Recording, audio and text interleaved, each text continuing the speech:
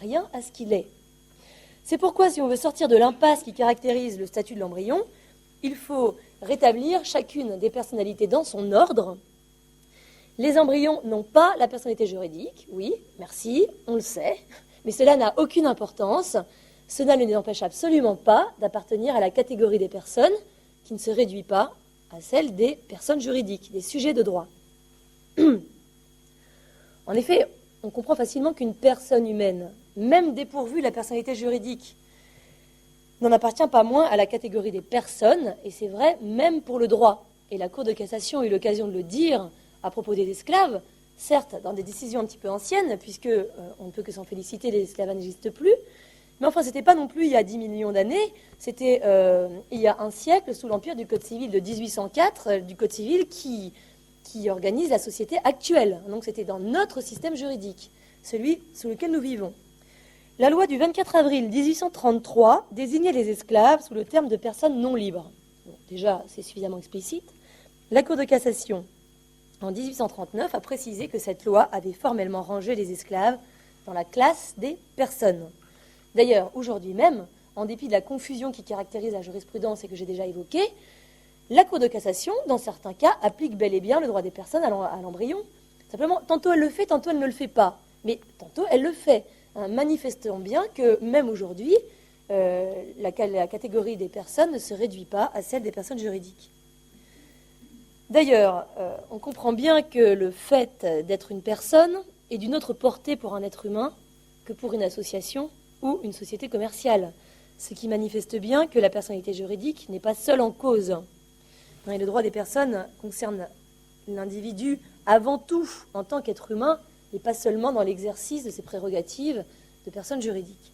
Donc, en résumé, il suffit que l'embryon soit une personne humaine pour être qualifié de personne tout court et avoir son statut de personne. Il suffit qu'il soit qualifié de personne humaine. Et c'est là que commencent les vraies difficultés. Est-ce qu'il en est une, justement ? Alors, le législateur, les juges refusent d'aborder la question. Nous allons tenter de le faire, si vous le voulez bien, en quelques mots. L'embryon est-il une personne humaine ? En partant de ce qui est simple. Pour avoir une personne humaine, il nous faut au moins un être humain. Ça, personne ne s'interroge sur la qualité de personne de cette table. Il nous faut au minimum un individu humain. Je ne vais pas refaire l'exposé du docteur. Donc, l'embryon est un individu humain. C'est une évidence scientifique. Et ça, c'est acquis dans le débat bioéthique actuel. Personne ne conteste la qualité d'individu humain de l'embryon. Ce qui est en cause, c'est sa qualité de personne. Alors justement, suffit-il d'être un être humain pour être une personne humaine ou faut-il quelque chose de plus ? Et s'il faut quelque chose de plus, alors que faut-il de plus ? De nombreux critères peuvent être imaginés et proposés pour identifier le moment où l'individu passerait du statut être humain qui n'est pas une personne au statut de l'être humain qui en est devenu une. Alors, ils sont très variés, mais enfin, on peut les regrouper. Certains sont liés à un seuil minimum de développement. Et parmi les plus courants, on peut citer la naissance ou plus récemment l'implantation. Bon, la naissance est le seuil le plus significatif car le plus visible et en plus, c'est le seuil d'acquisition de la personnalité juridique. Mais on a vu qu'il fallait distinguer les deux et on comprendrait mal que la qualité de personne d'un individu dépende du fait qu'il se trouve in utero ou qu'il soit né. On voit mal ce qui distingue fondamentalement l'enfant 5 minutes avant l'accouchement de celui du même enfant 5 minutes après. Et on n'imaginerait pas que la qualité de personne d'un individu dépende de ce que l'accouchement a été provoqué tel ou tel jour en fonction des disponibilités de la clinique. Voilà, donc on voit bien que ce critère n'est pas satisfaisant.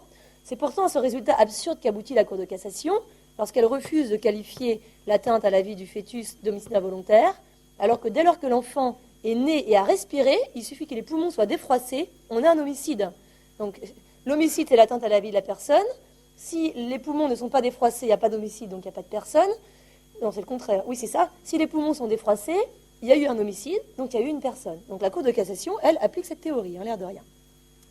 Bon, l'implantation, donc on nous a déjà expliqué de quoi est-ce qu'il s'agit. Ça, c'est le critère à la mode. Et les derniers rapports officiels parlementaires proposent de ne plus parler d'embryon pour désigner l'être humain dans les premiers stades de son développement, mais de recourir au terme de préembryon ou de blastocyste. Blastocyste qui est un terme scientifique qui a seulement vocation à désigner l'embryon dans son stade précoce de développement. Je pourrais citer les rapports si vous le voulez, je ne le fais pas parce que le temps passe. Mais une telle distinction ne saurait convaincre, parce que la science établit que le développement de l'embryon, depuis la fécondation, est continu, et l'implantation, la nidation de l'embryon, ne constitue absolument pas un choc dans son développement, qui pourrait révéler un changement de nature, l'accession à la qualité de personne, hein, tout simplement. C'est une étape cruciale en ce sens qu'elle permet au développement de se poursuivre, mais elle n'entraîne pas de rupture dans le développement. Et plus généralement, le développement continu de l'embryon impose de rejeter tous les seuils de développement, quels qu'ils soient, qui pourraient être proposés comme permettant d'identifier l'émergence de la personne.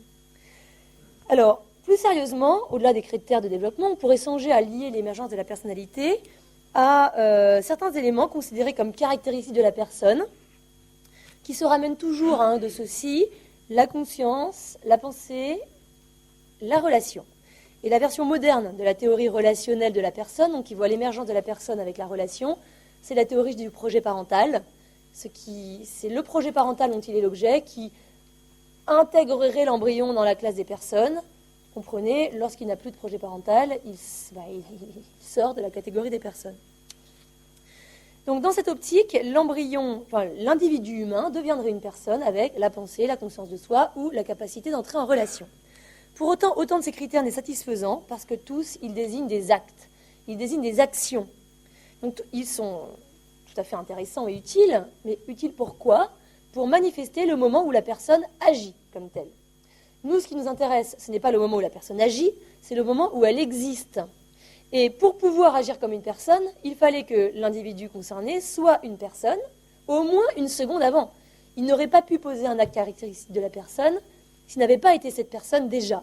Donc, ça ne résout toujours pas la question quand est-ce que l'être humain devient une personne, mais ce qui est sûr, c'est qu'au moment où il agit, ce qui est sûr, c'est qu'il était déjà une personne avant. Alors, à partir de quand, on ne le sait toujours pas, mais au moins avant. Ces critères sont donc mal fondés philosophiquement pour désigner l'émergence de la personne, et puis en plus, ils sont impraticables. Parce qu'une fois que, même si on acceptait de se résigner à s'en contenter, une fois qu'on a dit que l'être humain devient une personne avec la pensée, on est bien embarrassé pour désigner le moment où il pense. Alors finalement, le simple fait de reconnaître qu'on ne peut pas se prononcer avec certitude sur la nature de l'embryon devrait, en vertu du principe de précaution dont vous nous avez parlé, suffire à le considérer dans le doute comme une personne. Imaginons une cour d'assises devant laquelle un chasseur comparaît et qui explique au juré « J'étais à la chasse, j'ai vu bouger dans un fourré, je ne savais pas s'il s'agissait d'un chasseur ou d'un gibier, et dans le doute, j'ai tiré. » Eh bien, dans le doute, cette personne va droit en prison, parce que dans le doute, on s'abstient. Eh bien, il en va de même avec l'embryon. Le seul fait de reconnaître qu'on ne sait pas exactement ce que c'est devrait suffire à le traiter comme une personne. Alors, pour conclure, comment donner un statut à l'embryon ? Par où commencer ? Il faut réaliser une chose cruciale, c'est que tout dépend d'une option philosophique de départ. Cette option philosophique qu'il faut identifier dans les débats sur la bioéthique. Soit on décide ce qu'est la personne, et en particulier si l'embryon en est une, soit on le recherche afin de le constater. Soit on décide, soit on constate. Pratiquement tout pourrait se résumer à cela. Si la réalité est objective, il faut rechercher ce qu'est l'embryon, et puis en déduire la conséquence, comment est-ce qu'on va le traiter.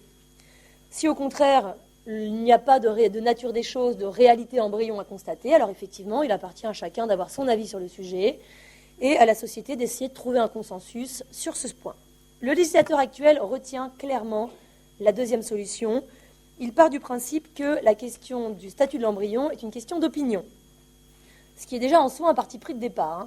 Est-ce qu'on pourrait affirmer que la question du racisme est une question d'opinion ? Non, mettre une question au niveau de l'opinion n'est pas du tout indifférent. Donc ça pourrait être justifié, ça ne l'est pas. Admettons. Ensuite, il faudrait, quitte à l'admettre, au moins en tirer les conséquences.